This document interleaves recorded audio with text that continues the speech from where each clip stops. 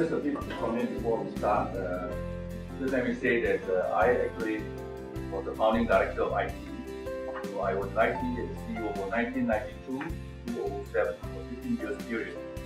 And that was really the time when we had the opportunity to fundamentally change the whole concept of how to align vocational training to today's modern manpower requirements, especially in the rapidly changing environment, I would say. That's really the challenge for most countries. I'm sure you all know. So I understand you're all from the federal study in Abuja. The ITE has a connection. It started the cooperation project 3-4 years back with your industrial training fund. Those things we had before that we are absorbing our craftsmen have fallen due to facility problems, infrastructural problems. And that is what has even made our high manpower graduates being unemployed, which is what led to the issue of going back to conferences, also a lot of projects across Asia. Just some figures, ITE has about 25,000 students, okay, full-time. Engineers, lawyers, they are professionals. So teaching in ITE or in a teaching career, you want to see yourself as a professional. Now, so how is this like? How does it look like? So we are saying that in ITE, business environments can be created by programming new situations each time. online learning with your resources. But we have another kind of e-learning, for example. So today, this morning, I'm going to share with you the curriculum design in ITE, the way we curriculum design, and how our curriculum respond to industry needs. Followed by the curriculum planning model, how we plan our curriculum, how we identify new courses in response to basically their changing global economy, their changing needs, manpower needs in the industry. Because some company moving out of Singapore, new investment coming in, and we need to, our curriculum need to respond to change.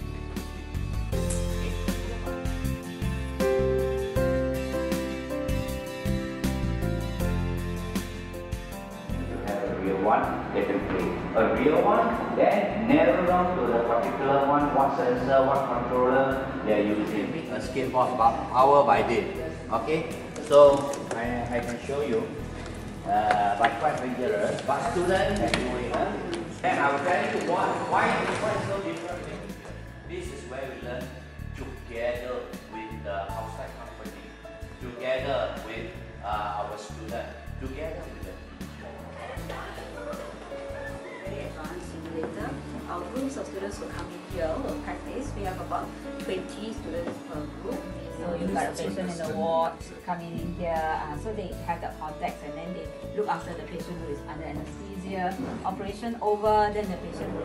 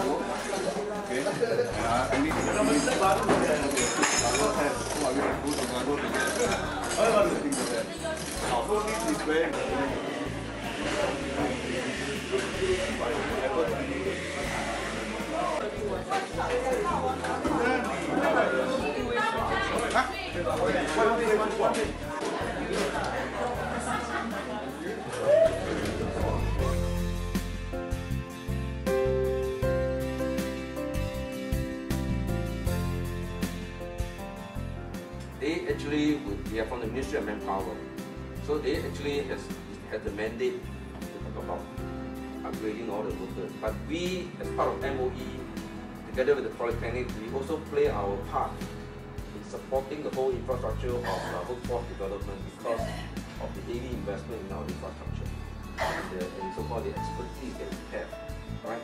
So for the adult, I would say in Singapore, the adults has a lot of opportunity, right? But today's market, you look at it, is full employment. You know, the adult always full employment. I got no time to come to you.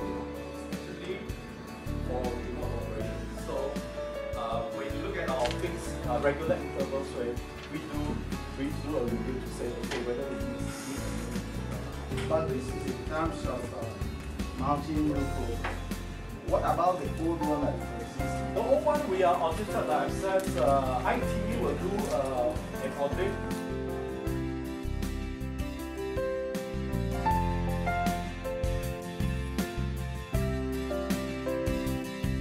Okay, welcome to Singapore. I know you've been here for at least a week, right? 1 week. Basically, what we're going to do is this. These are our session objectives. We're going to share our experiences. In other words, basically, what are your, if you like, interests, concerns in terms of engineering education in Nigeria? What are you trying to do, and how are you trying to do it? And then we'll look at the CBIO framework. In other words, what are we doing here in SP? How are we doing it? And for what purpose? So you can fully understand what we're doing. And then you can kind of compare and contrast. You can say, well, okay, this is what Singapore Polytechnic is doing, and the basis of it. Spend some time doing all this, especially in Denmark, some educated teacher training in Sweden, and then Global Van South College, curriculum design, graduation, and spend some time. Industry. I'm only seeing Germany, seeing Japanese. What's your point for this? Okay. This is difficult to come and set up. I understand your question. We are so used to the British system, and our education system, everything is in education. So when we developed the Polytechnic, we actually very close to the British system. Okay. So when we wanted to develop, we thought, let's do it in other countries. Let's do other countries. Okay. What I will share with you, in fact, is how Singapore Polytechnic do its industrial outreach. And Singapore Polytechnic do its industrial outreach by formally having a department called Department of Industrial Services. I joined this particular department in 1997. Of course, my students, remember, they are only 17 years old. They are only in the second year of the 3 years of diploma course of the study. Not even 18, some of them is 18 and so on. So we actually rely on our long-term establishment with all these long-term relationships with all these companies and so on in the industry. They have been taking our students for the last 38, 40, 42 years since. Here to present the wonderful talk this afternoon is none other than Ms. Elizabeth Chan, who is the CEO of CPLD. Can we put our hands together and welcome her? Very good afternoon, ladies and gentlemen. A very warm welcome to CPLD Center in Singapore. Okay, I'm very happy to be able to share with you the Singapore Workforce Skills Qualification Framework. Now, this is an outline that the topics we're going to talk about. We will give you a short introduction of CPLD Center, how we have come to this one. Any student that signs up for training with us, we get the funding from the previous one. Other than that, we don't need one of those. The guy is 14. And you are not to handle it. Have you? Okay. Now, since you are not to handle it, it means I will be in your class from the beginning to the end today. This is another instructor handling a different course. WDE official is in. So there is a set of standards that which I will share with you now. There is a set of standards that every training provider must be governed with. You know, so when they develop the program, they have to follow the standards. And then everything that is the standard will be covered in the program. So that ensures consistency. You know. So there's no national certificates. WDE issues the national. Okay. For all the training. All WSQ classes. WSQ courses also. WDE is issued.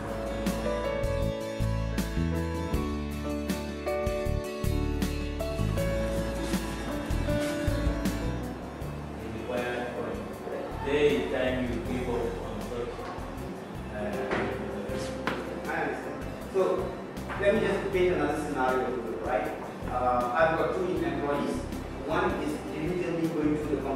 But if he is interested, then we give them an opportunity to go for the second one. And sometimes in labor, then this is an interest of not going to the next level. So there's a tool for us, then we do this as well.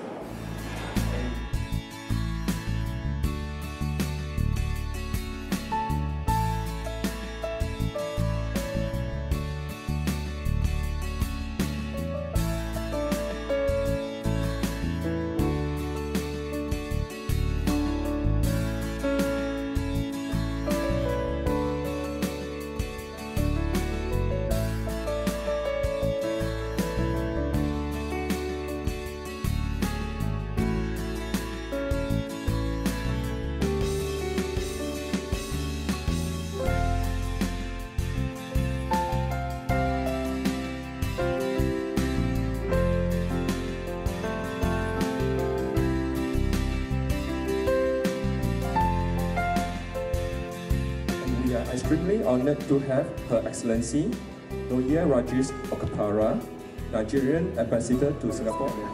I want to thank the management of ITE for the invitation. It's indeed my honor and my privilege to have to be here. ITE is one of the reasons Singapore is where they are. And ITE is something that every nation must have. And I want to thank the ITE management for the privilege and the World Bank privilege for allowing the Nigerian team to experience the Singapore story. Welcome to Singapore. God bless you.